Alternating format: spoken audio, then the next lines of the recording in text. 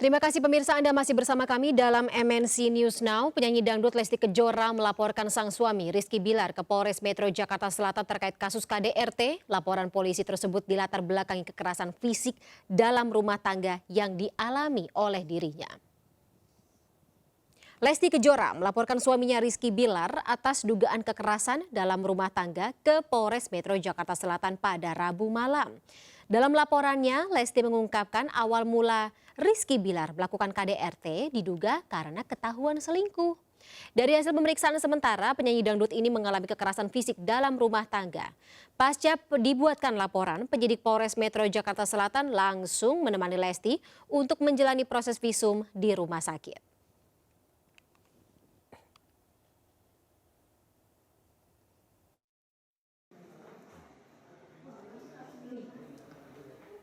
Ya pemirsa, kita tahu bahwa kasus kekerasan dalam rumah tangga sampai atau bahkan yang sampai menyebabkan kematian. Salah satu pihak ini bukan kali pertama terjadi di Indonesia dan angkanya terus mengkhawatirkan naik meningkat setiap tahunnya. Dan kita akan bahas lebih lanjut pemirsa terkait dengan kasus KDRT serta bahayanya terhadap perempuan khususnya dan juga keluarga. Bersama Komisioner Komnas Perempuan Alimatul Kiptiah, dan kami juga masih menunggu pakar hukum ilmu kepolisian Universitas Indonesia Dr. Suryanita untuk bergabung bersama kami sore hari ini. Selamat sore, saya sapa dulu. Assalamualaikum Ibu Alimatul. Waalaikumsalam Mbak Fani, selamat Baik, sore. selamat sore. Ibu, langsung saja saya bahas karena saya juga mendapatkan informasi kalau ada data dari Komnas Perempuan yang sebelumnya menyebut selama 17 tahun belakangan ada 544.452 kasus KDRT di Indonesia dan jumlahnya meningkat setiap tahunnya. Kenapa, Bu? Ya, jumlahnya memang banyak sekali ya kalau kita melihat dari Carta Komnas Perempuan tahun kemarin. Misalnya ada sekitar 66% itu kasus di ranah personal ya, dan selebihnya adalah di ranah publik. Nah, 66% ini kalau kita lihat secara detailnya, kekerasan di ranah personal ini kekerasan terhadap istri itu menempati nomor 2 ya setelah KMP begitu. Ini baru pertama kalinya sih kalau untuk di Komnas Perempuan KTI nomor 2. Tapi sebagaimana tadi disampaikan, selama ini selalu menduduki ranking pertama ya, yang paling dominan yaitu kekerasan terhadap istri gitu ya. Tetapi kalau dari lembaga layanan, kekerasan terhadap istri masih yang paling banyak dilaporkan ya di lembaga layanan. Nah tadi kalau pertanyaannya kenapa ya ini masih terjadi gitu di masyarakat kita, walaupun kita juga sudah punya Undang-Undang nomor 23 tahun 2004 begitu. Menurut saya tidak lepas dari persoalan KDRT, persoalan rumah tangga, ini terkadang masih dianggap sesuatu yang private ya, sehingga orang itu enggan untuk melaporkannya gitu ya. Apalagi kadang-kadang hubungkan dengan persoalan aib keluarga begitu ya. Kemudian juga persoalannya adalah menurut saya ada persoalan-persoalan pemahaman agama juga ya, yang kadang-kadang seolah-olah pemahaman seorang suami itu seolah-olah ya boleh untuk melakukan kekerasan kepada istri misalnya. Nah saya pikir itu harus diubah ya cara berpikir seperti itu begitu, bahwa namanya pernikahan itu tidak untuk saling memukul ya, tapi saling merangkul begitu. Ya harusnya kan saling mencintai ya Bu ya, saling menyayangi daripada saling menyakiti. Baik, langsung saja tampaknya Ibu Suryanita juga sudah bergabung bersama kami sore hari ini. Ibu Nita? Ya baik Mbak Fani, Baik. dengar suara saya Mbak? Iya, nggak apa-apa Ibu.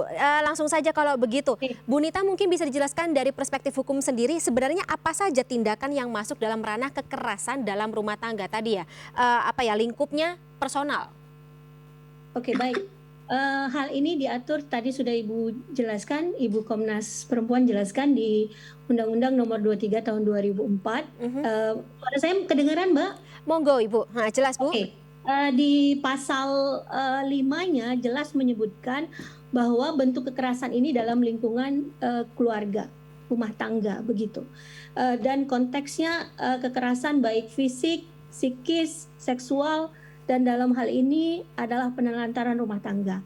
Itu Penelantaran? diatur di penelantaran rumah tangga, Mbak. aha. Jadi kan itu sering terjadi. Namun untuk kasus Lesti ini adalah kekerasan fisik sebagaimana yang diatur di pasal 44 ayat 1 di Undang-Undang 23 tahun 2004. Begitu. Verbal juga Dan termasuk, Bu? apa? Verbal juga Izin? termasuk? Iya, itu merupakan kekerasan psikis, Mbak. Itu diatur di pasal 45-nya. Kalau pasal 44 ayat 1 kekerasan fisik, di 44 ayat 1 kekerasan fisik untuk psikis di pasal 45 dalam hal ini. Diatur di Undang-Undang Nomor 23 tahun 2004. Dan apa yang dilakukan Lesti ini cukup luar biasa. Dalam hal ini dia mampu menyampaikan ke kepolisian, artinya Berani ya? ya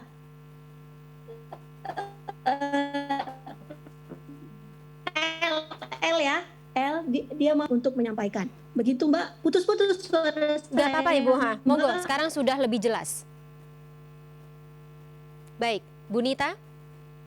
Oke, kalau gitu saya beralih kepada Bu Alimatul. Bu Alimatul, selama Komnas Perempuan Oke. menangani laporan-laporan yang masuk. Konteksnya Baik, baik. Bu Nita, saya beralih kepada Bu Alimatul terlebih dahulu ya.